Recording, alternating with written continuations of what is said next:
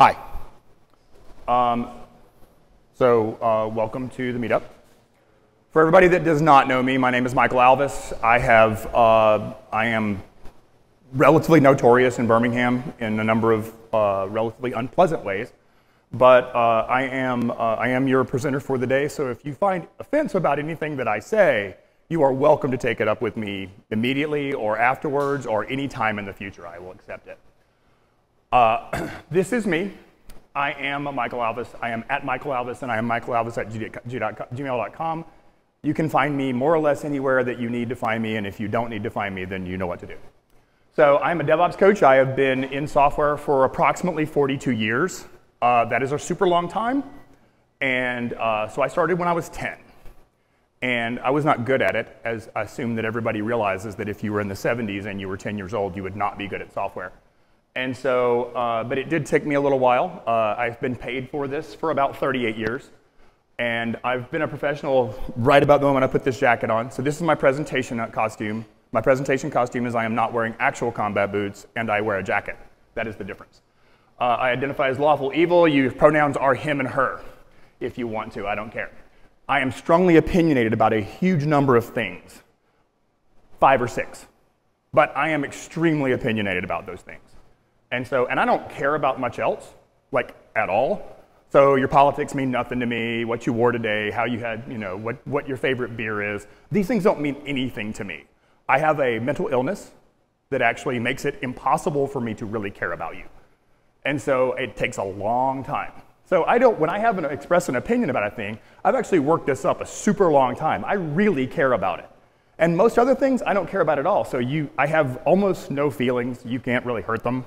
So if you have something to say, you don't like my hair, or you don't like my face, I get that. I totally understand. I don't really like that much either.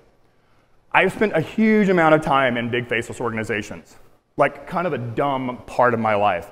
I was at the IRS for a while, possibly one of the most faceless, biggest organizations that we have in the country.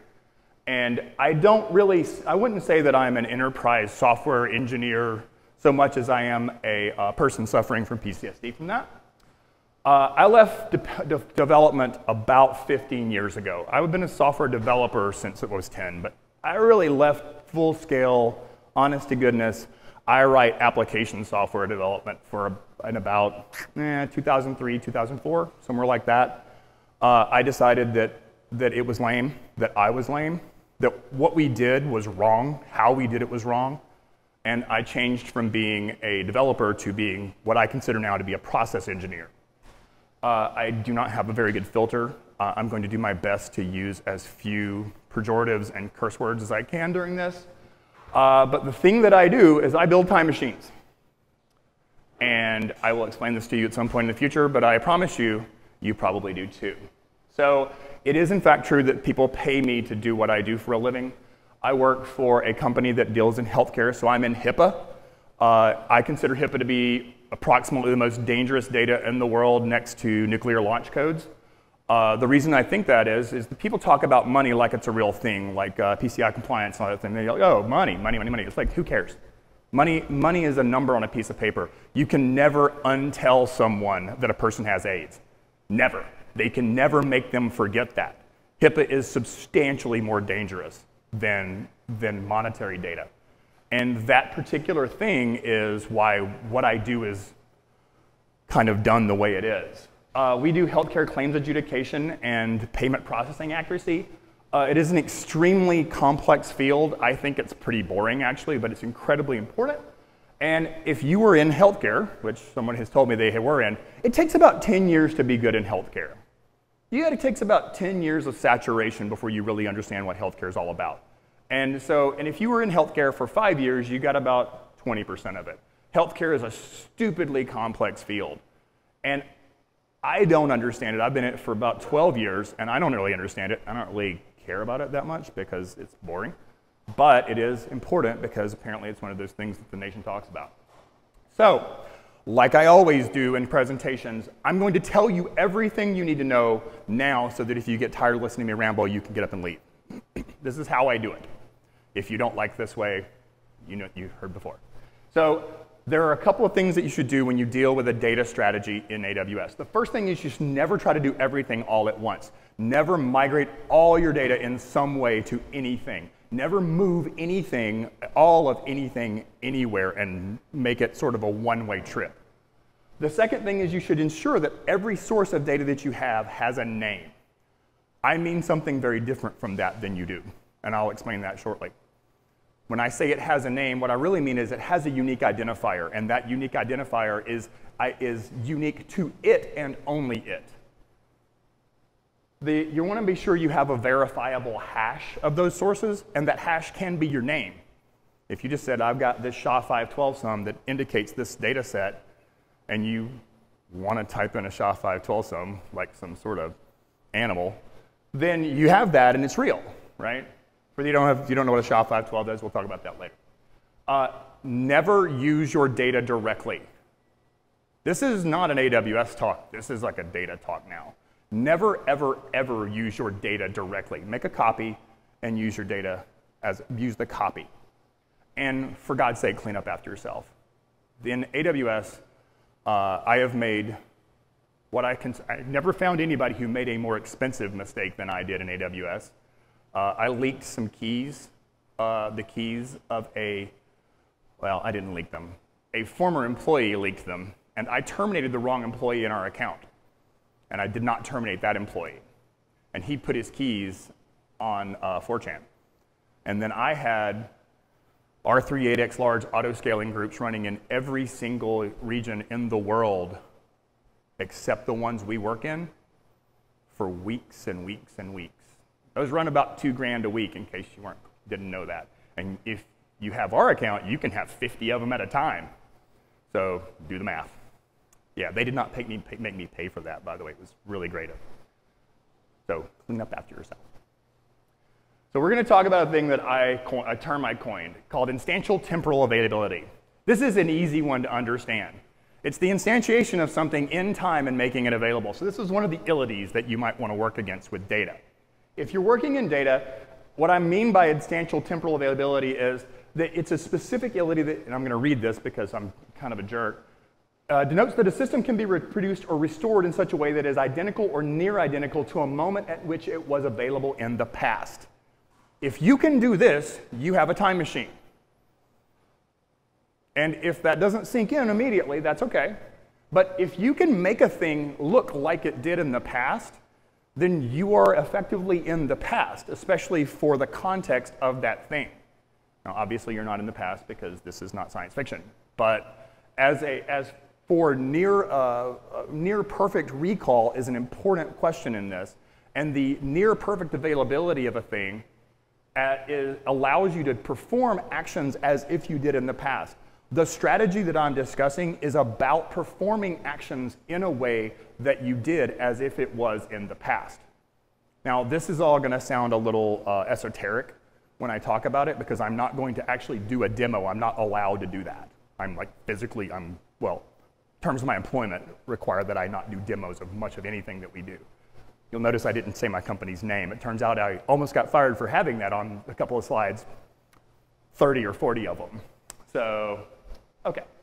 So unless you're doing pure research, software is generally pointed toward deterministic outcomes. You really want to know that a thing is going to act the way it has acted in the past so that you have predictability and reliability, right? You want to do a thing in a way that makes it so that if you had to do it again, it would produce effectively the same result. If you have a data strategy that does not involve that, you are basically a random number generator. I mean, for practical purposes, you might make money at it, and it might be cool, and people might think you're doing awesome crap, but you're basically a random number generator. If you have data that comes in, and you process that data in such a way that it does not produce a relatively deterministic outcome, you're a random number generator. Those are the choices. It's either deterministic or it's not. And determinism is really hard. That is super hard to do. In order to produce those outcomes, you have to control as much of the existent system as you can. You have to put as many barriers in place to change as possible. Now, who in here is an actual software developer, writes software, code monkey? I am too, but like, it's okay. Like, if you're not a code monkey, This might be like one of those things where you go, well, sure, of course. What the hell do you think? And if you're a software engineer, if you write software for a living, the chances are super good that you go, no, dude, I control how this shit works. See, I failed already. I already failed. I control how this works. I control the outcomes. I control how things work. It's like, no, not really. If you get paid to do this, and what you do is basically generate a random number, you suck at your job. You just do. Now, determinism is effectively impossible. Existential, epistemological determinism, which is to say, I control the matrix. I control the underlying physics of the universe. That is completely impossible. Don't ever try to do that. That's just dumb. But if you're doing processing on a thing, right? And let's say you were running, let's say you're a Linux person, and you're in AWS, and you stand up a Fedora box, I don't know, let's do a CentOS box, that's even better. Amazon Linux 2, so that's basically CentOS 7.5 now. So you stand up a CentOS box, and you run a process against it. You run your quaint little Python code against it, and it produces some output. And you go back and you want to do that again, but this time, let's see what happens in Ubuntu. Let's just see what happens in Ubuntu 9, 11, something, an older Ubuntu release. And you run your code against it. You now have, now what can you say about this? You're like, oh, well, my code's the same, and I'm running it against there. And I was like, OK, great. And I'm running the same input data. OK, great. But I get this different result. Well, it's because you're probably running Python 2 on one of them and Python 3 in the other. Stupid. Because you had the ability to control for the underlying system, and yet you didn't do it. That was an easy choice to not make, not changing what you did in the past. This is what I mean by making things deterministic. You are in charge of as many variables as possible. You are not in charge of whether or not a meteor strikes the Portland seacoast and destroys US West 2. That's not your game. But for the most part, if you use the same underlying instances of the AMIs to do your code, to run your code in a given circumstance, or you've done the same things to them and produced an output that manages that, then you're reasonably safe. You've controlled for some variables, probably as many as you're capable of controlling for. The alternative is literally madness, is not being able to say with any sort of certainty what is or isn't, is not being able to make a good statement about what you produced. Oh, that's a backwards button. Cool. So I work on a team for whom that is our culture. We produce immutable output. Everything we do is immutable, and it is immutable as heck. We don't produce, once you've made a thing for us, once we've built a thing, specifically for us, once it's gone through our release process, we literally will never do it again. We will always go get the one we just built. And in fact, when we do deployments, especially in production, we will never build anything into production. We will only go fetch stuff that we've already built. And remember, the stuff we already built is immutable, so whenever I go fetch it again next time, because I've given it a name, because that name means something very specific, when I go fetch that again, I have a reasonably high chance that it'll act the same way. Now, you might think, well, this all seems perfectly normal. This seems like how you would normally do things, and you would be as wrong as anybody has ever been. I fight the chaos around this that is injected by humans every day. That's more or less what I get paid to do, is actually stop people from not letting me do that. Now, the people I work with are really smart. They're really nice. They actually even believe me when I say these things, and they kind of buy into this, and yet they still slip. So it's hard. Now, we do formal releases. So for us, the release process is actually something that a person can't do it. I am the only human being on the planet that actually can emulate the release process that we have, and that's because I own our GPG signing key. But for our purposes, we have a machine that does releases, and that machine is the only other place that key lives. So everything that we produce, we keep. Now, we have data retention requirements and blah, blah, blah, stuff like that. So we'll have to ditch stuff over time. But I think our next cycle, the first time I ever have to do that is in like 5 years or something. So Chances of me having to do that are 0. Hi, Mom. Everything that makes it through our release process is a potential deployment candidate. Now, we have a very aggressive release process. We have extremely high testing standards. If you attempt to subvert our testing standards, at some point you'll deal with me. And I am not a pleasant person to deal with under those circumstances. I am an extremely unpleasant person to deal with under those circumstances. It has been a super long time since I hit anybody, and I have no intentions to do so at work because I almost have my 10-year chip now. But I still have my outside voice, and I still rate everybody in our company. We all rate each other. So if you come along, you're like, you know, I'm doing this Spark job, and testing is hard. I'm like, yeah, I know. You're like, I just want to do it. I'm like, okay. All right. You know, find somebody that'll accept that PR. And make sure you remind me of which person that is, because I'm going to rate both of you low, because you're not supposed to accept a PR when you've whacked all the testing requirements. You've killed testing for us. And so once you've gotten through the release process, it's like, no, that's fine. No, it's good. No, you own that one, because your name is permanently attached to it in the build log. So as it turns out for these things, data work is a lot of research. I have a really strong opinion about what a data scientist. Anybody here identify as a data scientist? Anyone? Good for you. So I don't think there is such a thing. I think there are glorified statisticians. I think there are glorified developers. I think there are statistician/developers.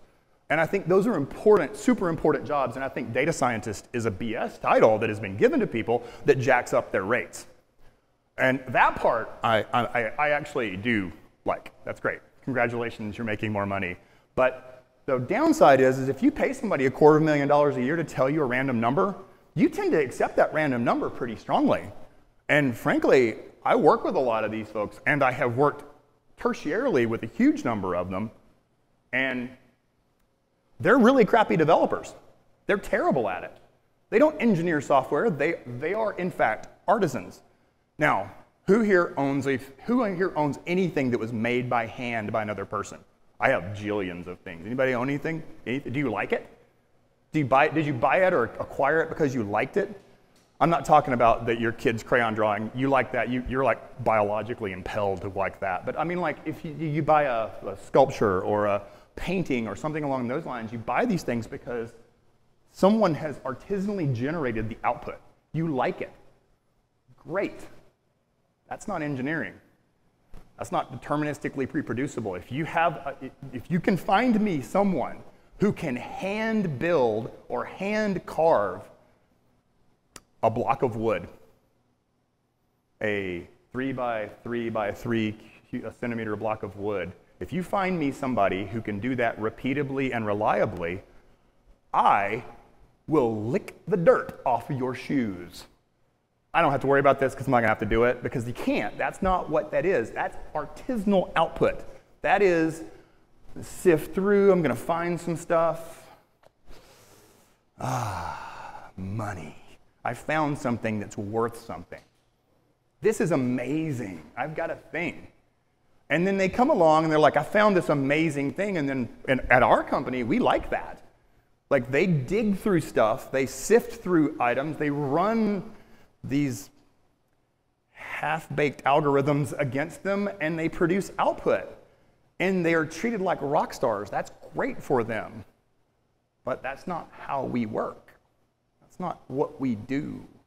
And so when we're trying stuff in science, we primarily like to have a falsifiable hypothesis. That's what we're looking for, is something that you can make it so that I can prove you're wrong. And in data science, that's hard. Because has anybody here ever actually just goofed around with machine learning? Yeah. So let me ask you, has anybody here ever heard of the random forest algorithm? What's the first word in that? And by definition, a random forest algorithm practically can't generate the same output every time. Now, I'm not saying it should.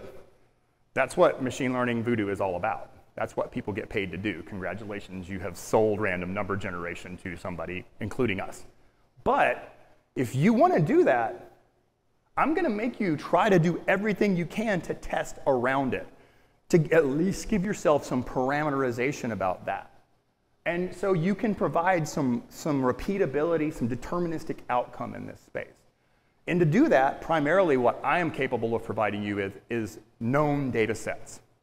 And that's where the data strategy part comes in. You can't make random number generators repeatably reliable, reliably repeatable. Either any combination of repeatable, reliable, determinist, any of that, you just can't do that. But you can always give them the same inputs. And when they give you different outputs, you go, oh, random number generator. Right, got it. So all of life is effectively like a pipeline. You are working toward things. Your whole world is a data flow of some sort or another, right? You got up this morning, and I assume you slept in a bed. I did.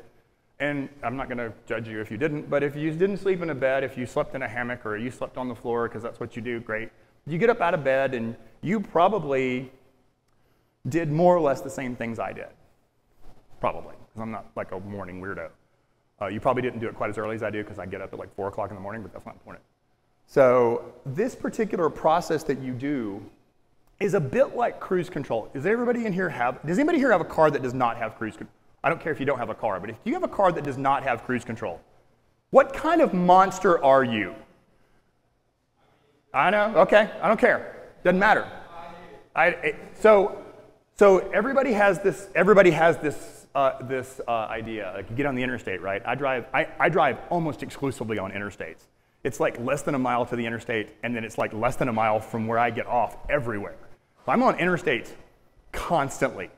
And I'm driving along, and I'm driving too fast. I'm driving at 82. That's how fast. That's what my cruise control is set. Between here and Atlanta, that's what my cruise control is set. And inevitably, there's some heckin' a-hole that comes up along the side, and he cruises.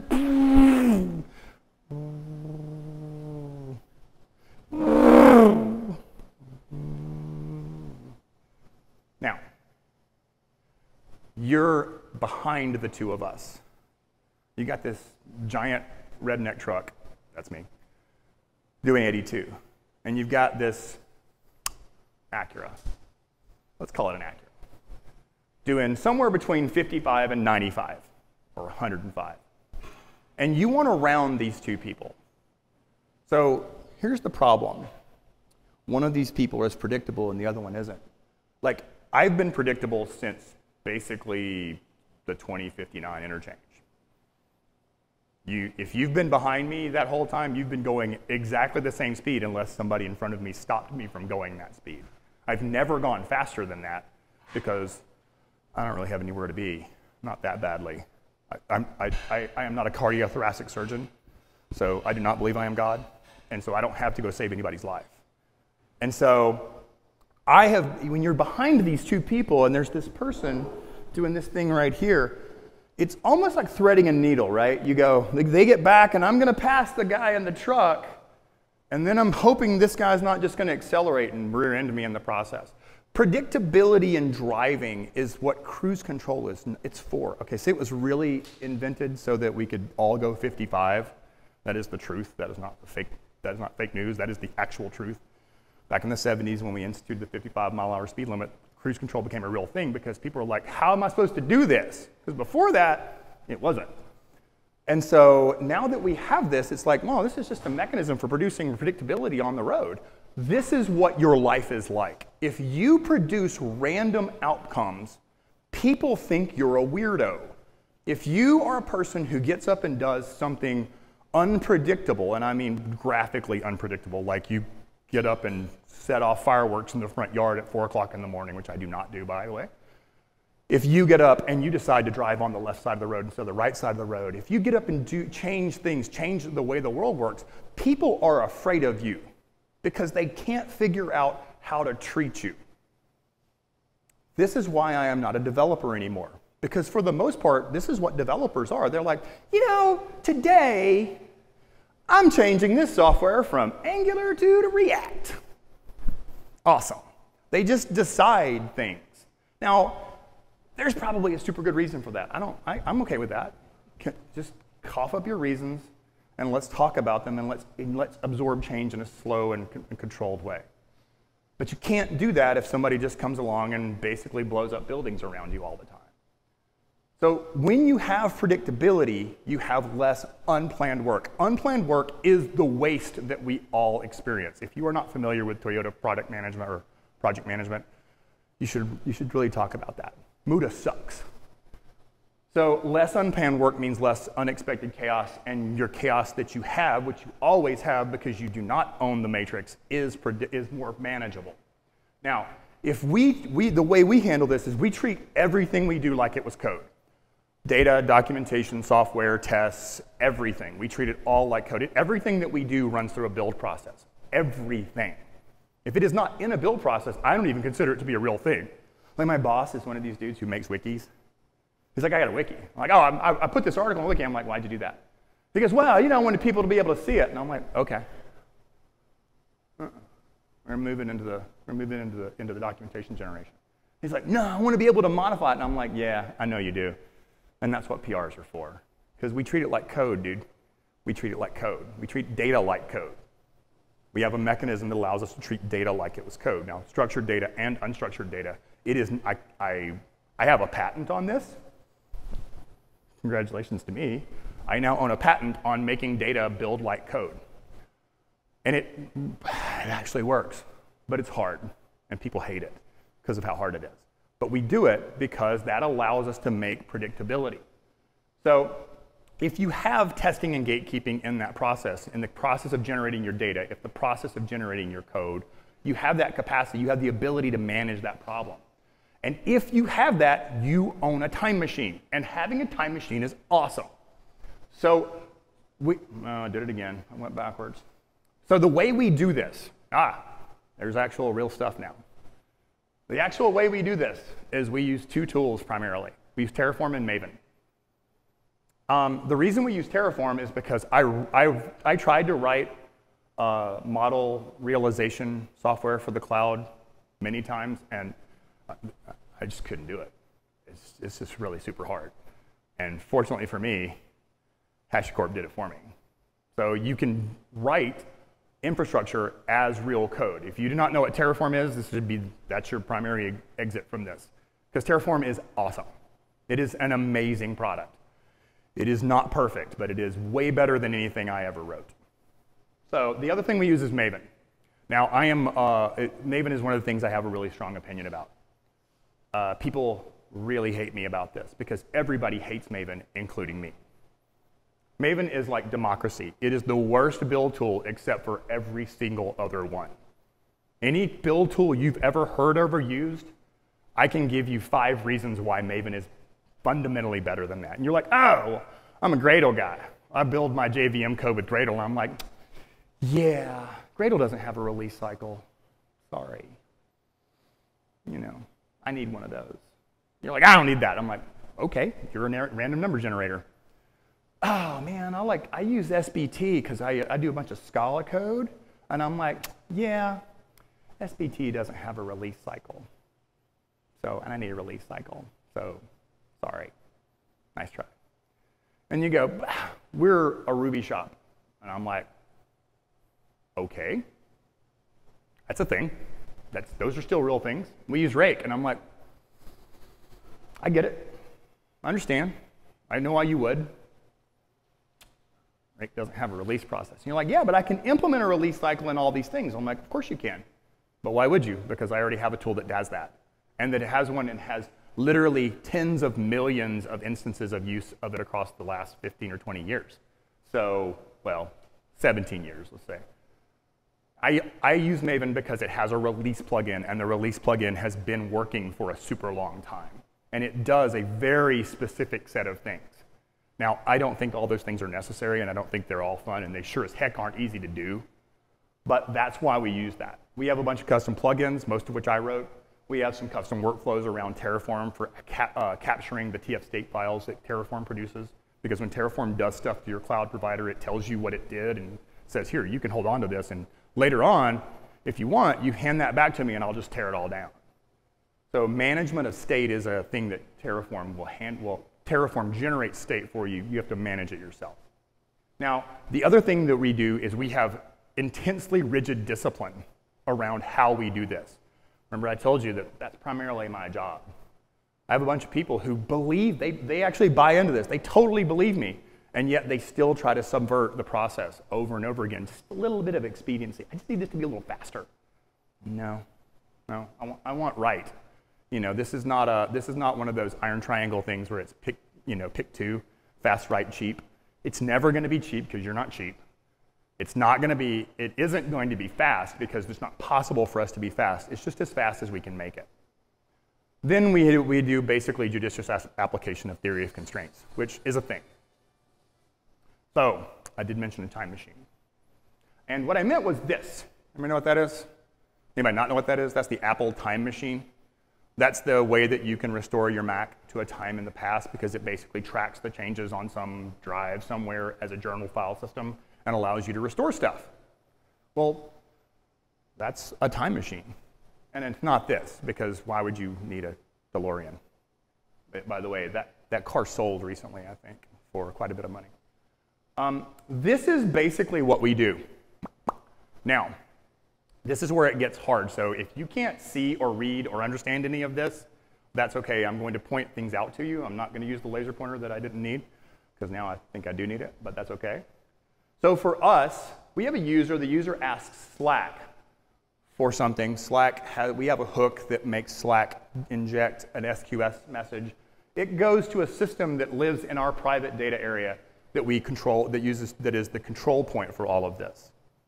What we then do is we spawn processes that say, somebody says, I want to run this Spark job or this Elastic MapReduce, this Hadoop job against this data set.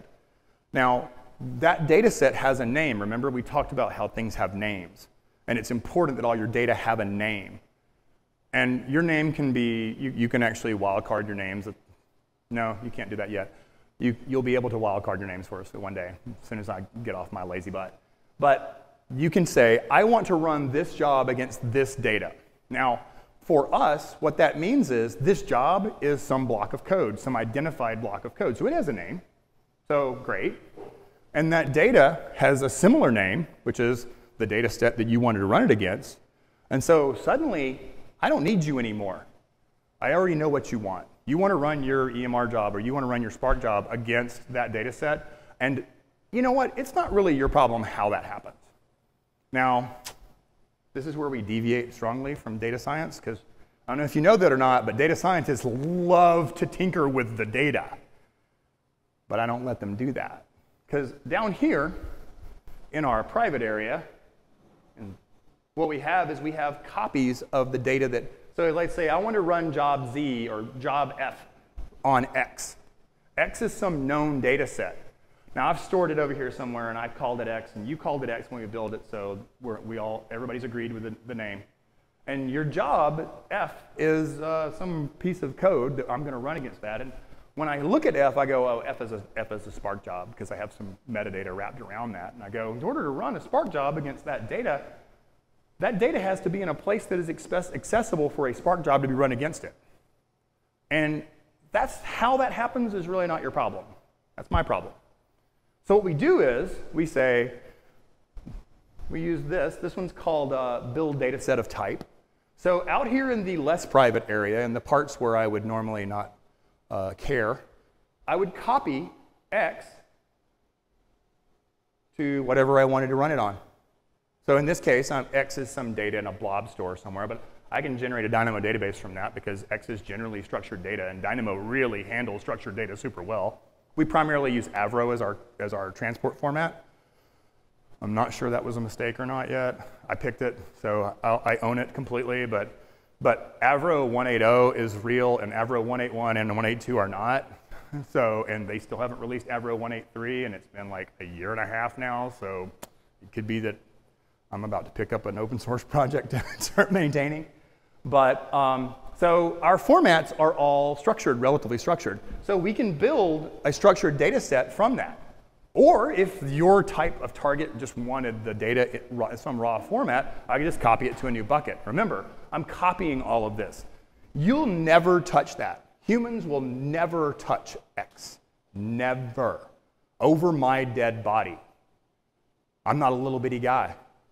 My dead body is a pretty big body to get over. Not only that, but we've already made these promises to the company. We've said, I'm never going to delete X until our data governance rules have worked against it. Never. I'm never going to delete it. And so you can always talk about X. And when you talk about X, it's always going to be the same X. Always. And so when you build this Dynamo database, X, it gets built at some time. You know, we know when we built it. And so then we stand up, let's say the case this F was a EMR job. And we stand up this database, and then we also stand up an EMR cluster that knows how to run, that has roles that are capable of accessing those. And you're like, no, I want to do X and Y. I'm like, okay, tear it all down. Start again. And now you build a Y, and Y is a different kind of data set. I don't know why. I'm just doing this for difference purposes. It's not because it's actually how it happens. So you have some other data set, and you have some data set X and data set Y. That was built by the build data set of type action down here in our control system. And there was a role. The role was given X plus Y role. We gave that role to the cluster that we stood up because that's how you do it. Because roles are how you give access to things. And nobody else has that role. Like, nobody. It's generated bespoke at that moment. We say, I built a new thing, and I built another thing, and the only thing in the world that can talk to it is this other thing that I also just built, and now run that other thing against those things and capture the output. So let's say I'm going to, in order to capture the output, I got to put that output somewhere. So when I built the system itself, I built a place to catch it. And then I built a role that I attached to the cluster that said, your output goes here. The process, there's little wrappers around these things. They're actually relatively thin. But it dumps the output, and then it just does nothing. It says, oh, well, I built this thing, and I have A. You go, okay.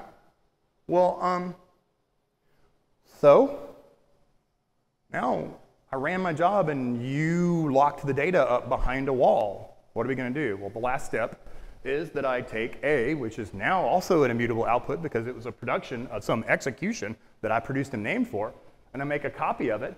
I generate a role for star against A and hand it back to the user.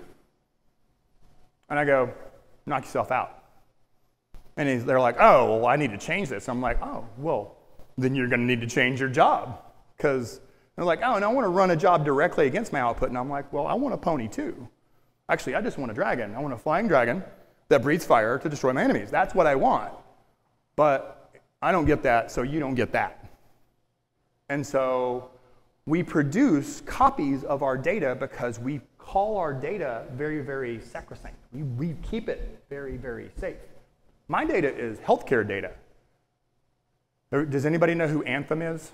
Do you everybody remember the Anthem moment? Does everybody have the Anthem moment in their head? I tell you, I guarantee you, if you work in healthcare, the one thing you don't want is to have some 25 million records leaked, of HIPAA data leaked.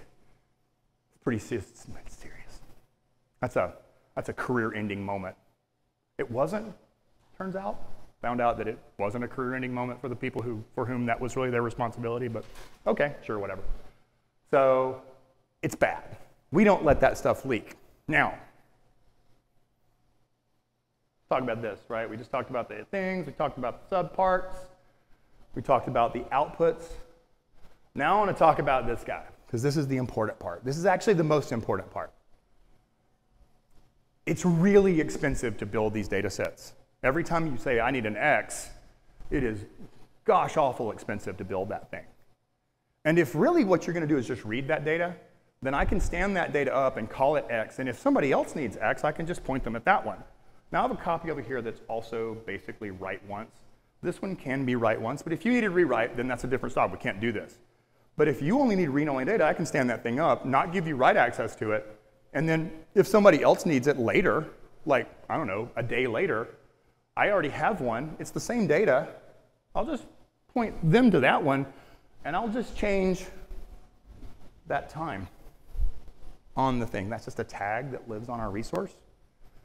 Well, as you might guess, this fellow right here's job is to walk around and go, you know, Data's been live for 5 days. Kill it. It's been sitting there for 5 days. And so far, no one has even seen this happen. And so I'm sure that I am right about this now. I'm sure that this is the right way. Now, I have a mechanism that allows people to say, hey, that data that I stood up, I'm going to need it for longer than, it's not 5 days, but 5 days. I'm going to need it longer than that. I'll be like, OK. And then we just change the name. But that keeps us from having escalating costs where we just dump data into AWS. It's the Reaper. I like it. So that's the big picture again. Recall that we have this capacity for running things through, running, dumping, and copying all the way back out. And yeah, you have to trust me not to screw with your data. It's one of the things that I'm a really big believer in promises. Specifically, I don't make them unless I know I can keep them. And if you try to keep me from keeping my promises, I become extremely aggressive because it's one of the only things I really care about is making sure I didn't lie about a thing. Not really, not overtly, not knowingly. Like you're like, hey, I need to mess with Terry's data. And I'm like, mm-mm. You're like, I really need you to do this. I'm your boss. You have to do this. And I'm like, nope, fire me. Nope, nope, nope. Push the nope button. So the reason for this is that we need repeatability. And you just go, well, that's no big deal. That's a rollback system, right? That's all it really is. It's a kind of a rollback system. Yeah. But we need that. People need that. If you're doing data, you need this. If you're doing data at all, if you're doing any kind of data that is not trivial, you need something like this. Because what you really want to do is to automatically provision all this stuff. Remember, once that person sent that message in, that's it. That's all they get. They go, run this job, and that's it. They can't ever touch it after that until it's done or fails or, barfs the log or whatever. And here's the part where you say, we can't do this. People say this. I've given some form of this talk many times. We can't do this because my organization, and I'm like, sure, whatever. Maybe you don't need to. Maybe you don't really need all those things. Maybe you can just get away with, I've got a team that manages the data, and then they make copies. You don't need an automated system to do this. He's like, they'll make you a copy. Now, they'll fail. Because they're made out of meat, and meat is fallible is the most fallible thing on the planet. We're terrible at everything except doing stuff over and over again and getting it incrementally slightly better every time, or worse, depending on what your definition of good is. And so you can do this. Maybe you don't need all of that. But generally, the culture of your work is the limiting factor, not a technological one. You work for some large faceless organizations like, no, we're not doing automation. And I'm like, okay. Well, I'll see you, because that's what I do. So if you don't do automation, I don't work with you. I am useless to you. I'm in fact expensive and dangerous, because I'm going to sit around and talk crap about how bad you are at everything. So the real limiting factor is commitment by the organization, always. And so if you don't have that need, then don't bother. But if you do, then the steps that I have shown you here, the pieces of this are actually trivial to implement. I mean, some of these things are like 5 lines long. You can't screw it up. It's almost impossible. I mean, you will, because you're made out of meat. But that's what tests are for, right? You never don't put it in production until you've actually tested your stuff. So, questions? No? Great. I'm sorry? I didn't. I don't care. I couldn't care less. I have about 13 ways to dump data into the system. So that's not generally what we do is we will, when we're putting data up, we usually put DAX up instead. We actually put DAX instead of just Dynamo. But I don't care. I couldn't care less. I am not a data scientist, and I wouldn't play one on TV. I don't care. I think it's dumb. I think that the problem that we experience in software about data is that question, actually. That's a good question for certain problems, right? But the answer is, I didn't. I don't care. If you needed it one way and you're like, hey, I need it in Redshift, and I'm like, oh, I don't have a Redshift producer. Give me a minute. Now, is all your source data homogeneous in format? Oh my God, what a fantastic question. No. So how do you keep people from crossing the line? I don't. I couldn't care less if you do or not. Remember, I am not the custodian of the correctness. I am simply the custodian of the determinism. Right? So if you give me, so we do try to, we actually have a bunch of filtering processes we're going through it's really hard because we have, our company touches 25% of the country's healthcare data, closer to 50 now, I think, since we got merged, like 50%. Half of you, we touch your data. We decide whether you get paid, whether your claim gets paid. That's literally what we do. When you submit a claim, my company generally, if they denied it, there's a 50% chance my company just went, nope, out of policy. Here's why. It's just a logging situation. Eventually, right? So right now, that's actually one of the most manual pieces of things. So this is the cycle that I just introduced to you. That's actually the production cycle. There's a completely separate dev cycle. We have 5 accounts that do this in.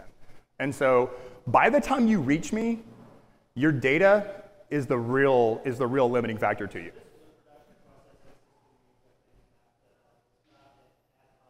It can be.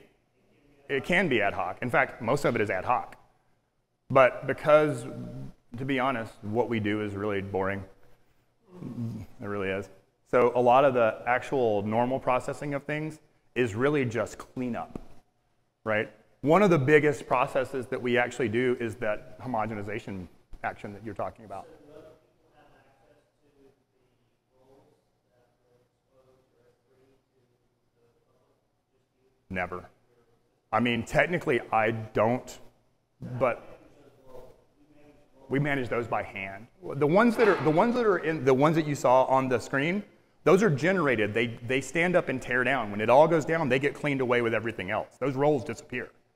If you have a data store that ends up being really persistent, that's actually my fault. No, I guess my question is nobody else has the ability to free a role that was exposed. Technically, that is true, but although we do have administrators, and so obviously the administrator does have the capacity for that. I have 3 people in the world who could produce that role.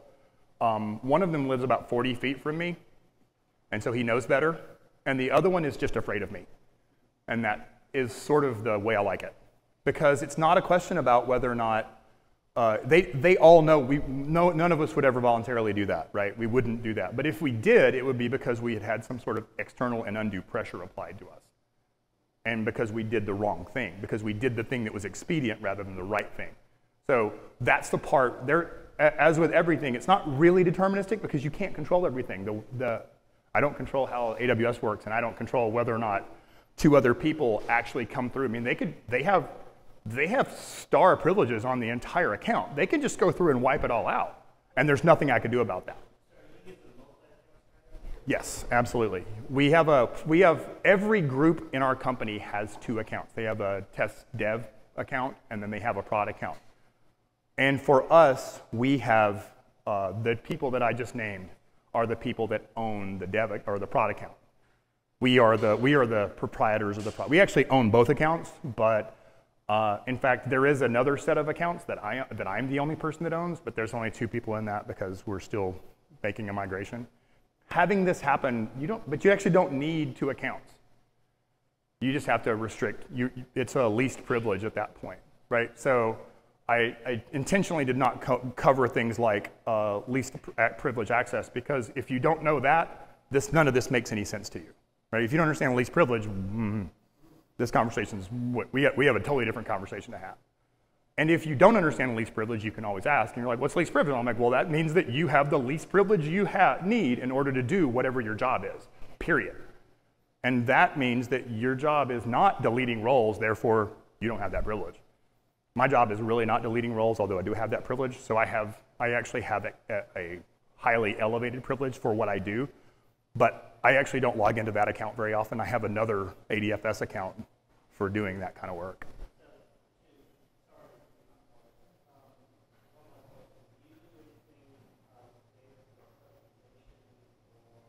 I'm sorry?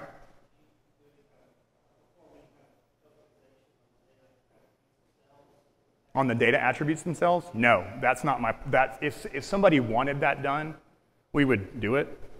We would execute that, but no, not really.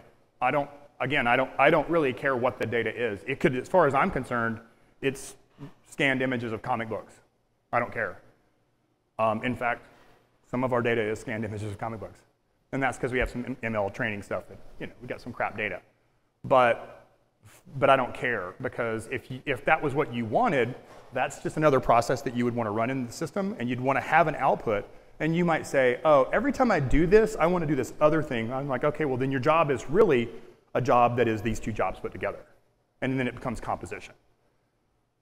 Right? So if you, like I said F, but it's really not F. It's F as an aggregation of, Q1, Z5, blah, blah, blah, blah, blah. There's like a pile of things that actually happen there.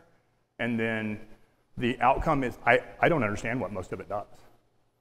I'll be honest with you, I really don't know what most of it does, and I don't care. And that's the great part about this, right? So we could be using some of the ML stuff inside of AWS for this. Nobody has asked me for this yet. It's kind of weird. Well, in fact, they've all been kind of like, nope, we're not gonna do that. I'm like, man, that's way easier than standing up your stupid TensorFlow. Man, TensorFlow is a bitch to stand up, y'all. God, that thing sucks. But, this is what my nerds use, right? So like right now, we're doing a bunch of ML work in a document management system that is not exactly part of this, but will soon become part of it. And that ML work is all done in TensorFlow because it is. Because it is. And I didn't get to pick. And so instead of having an API call to stand up, SageMaker or something along those lines, oh no, I got 175 lines of Terraform to stand up machines and updates and make sure that stupid Python is the right version and make sure that I've got an isolated running environment and blah, blah, blah, blah, blah, blah, blah, blah, blah. And the reason that I don't write software anymore is because I hate working with that. I hate working with people who don't care about what happens next. And if you don't care about what happens next, that's okay, but it just kind of makes you a jerk. And there's always somebody next in the line catching it. Like I have customers, and those customers are catching my output, just the same as I'm catching a developer's output, or their requests, or anything like that. And so I'm not a good person. I'm not a nice person, but I am a reasonably reliable person. And so I like to be able to say with some veracity, you asked me for a thing and I gave you the thing. You're like, well, it's not the thing I asked for. And I'm like, I got the request right here, bro. It's the thing you asked me for. And you're like, yeah, but I really wanted it this other way. I really wanted it in Redshift. I'm like, well, you should have been more specific, because that's not what you got. And you're like, well, now I want it in Redshift. I'm like, oh, that's a different story. Let's talk about that. Being flexible under these circumstances is why you went to AWS in the first place, kind of for some flexibility.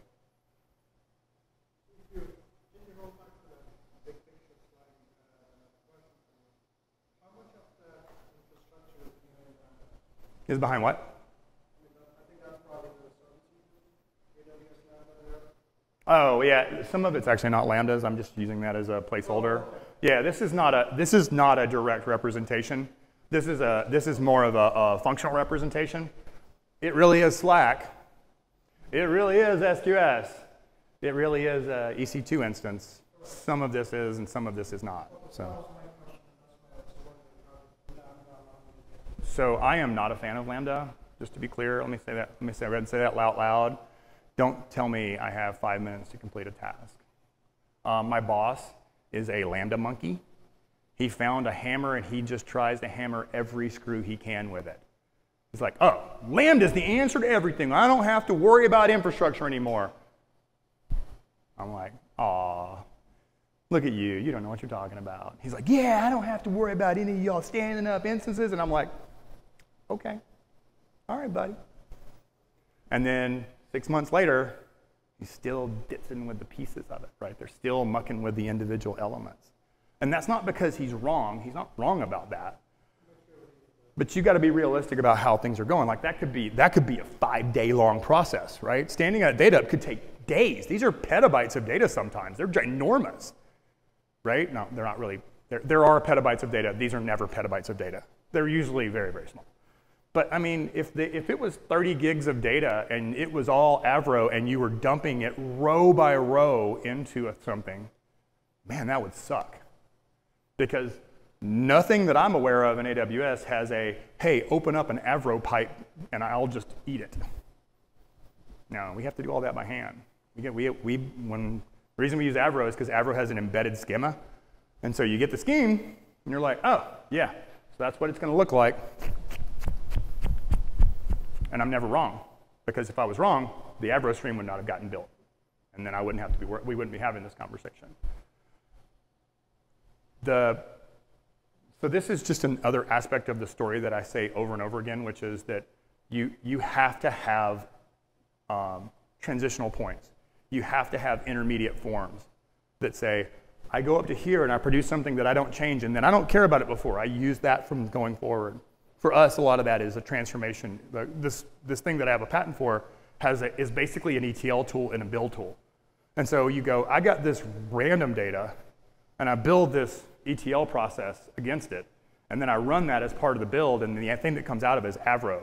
Well, once I have the Avro scheme, or Avro data stream, I don't need anything else. I'm like, I don't really, ew, yuck, icky. That's almost unstructured data to me. But this Avro stream, man, that's pretty clean. Again, Avro sucks, but it's pretty cool for what it does. Anything else? Anybody else? I will literally answer any question, but let's eat.